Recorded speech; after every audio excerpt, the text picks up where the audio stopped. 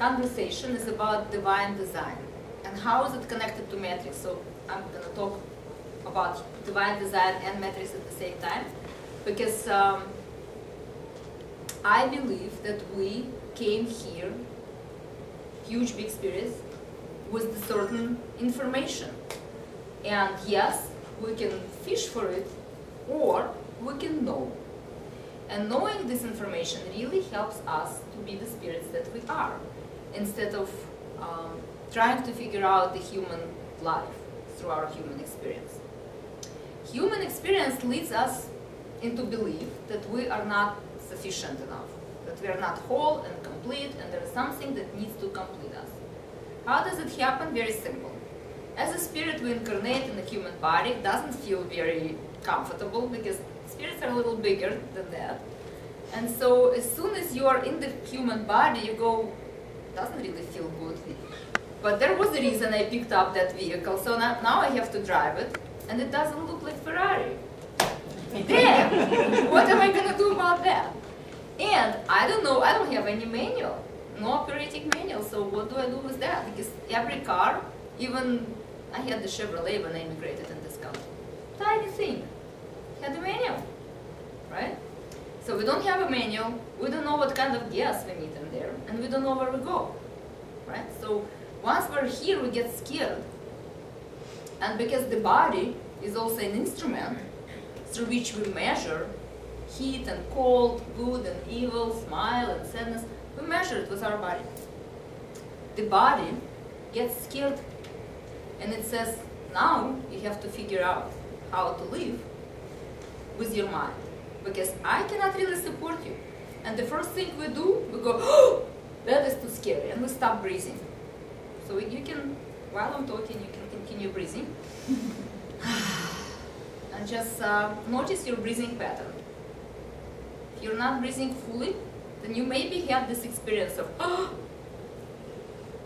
And so my study of divine design led me into understanding of how our body works. And there are some general principles that I'd like to share with you today, and it might be very useful. And there are some very particular aspects of how your body works that is particular to you. And so, like in every work, there is a big umbrella, and there is a you, and there's particular drops that might not be caught by this umbrella. And for that, we can talk further, and I might be offering some classes or personal sessions. It's up to you to pursue it or not. But what you're going to learn today might be already enough for you to change some of the aspects of your life. Since most of you have been to matrix energetics, it's a good way to shift the patterns of energy and information. Our body operates through the energetic centers. And you know those centers, they call chakra if you believe in chakra, they call tree of life centers, and there are all kinds of different systems that teach you how the energy moves through the body. So there is interaction of different flows in your body, and every chakra is sort of a hub. Like many trains come to that train station, and they interact with each other. And so today, I'm going to talk about low, scary, anger-based relationship in your energetic center, and high potential. What is actually available to you if you're not scared? So the first thing we're going to do right now, we're going to take a breath. And if you are a matrix energetic person, you know what to do, and if you're not, just pretend.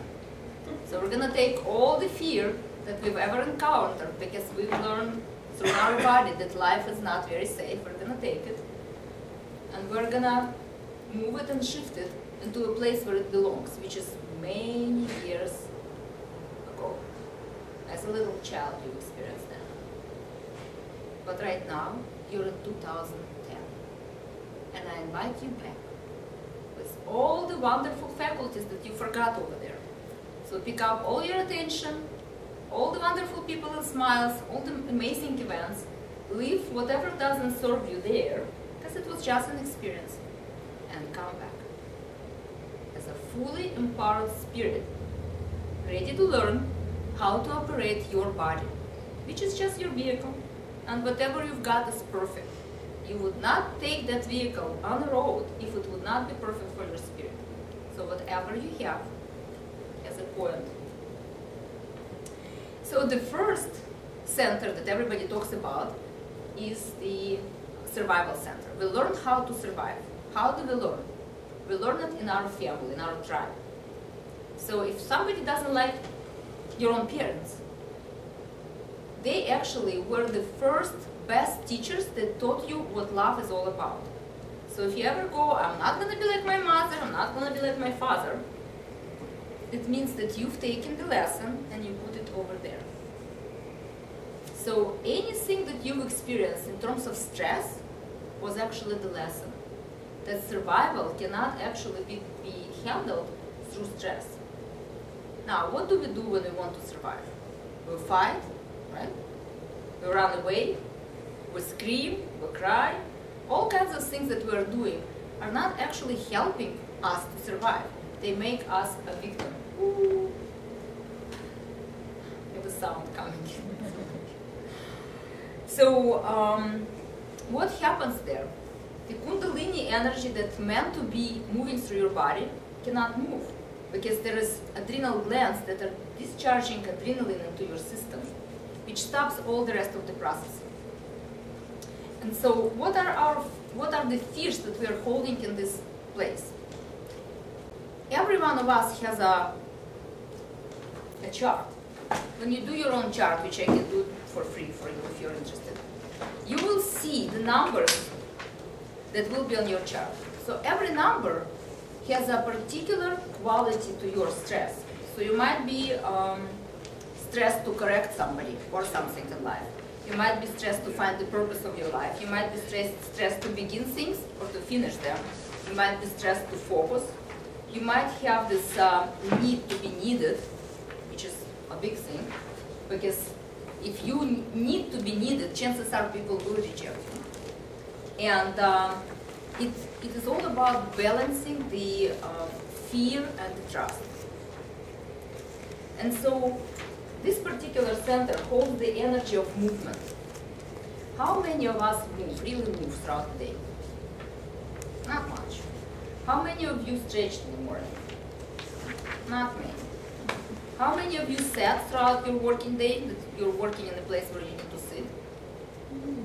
Yeah, most of us. And so what happens, the energy that's constantly circulating through the center doesn't go through the body. And this center is actually your driving center. When you take your vehicle on the road, that's what drives you.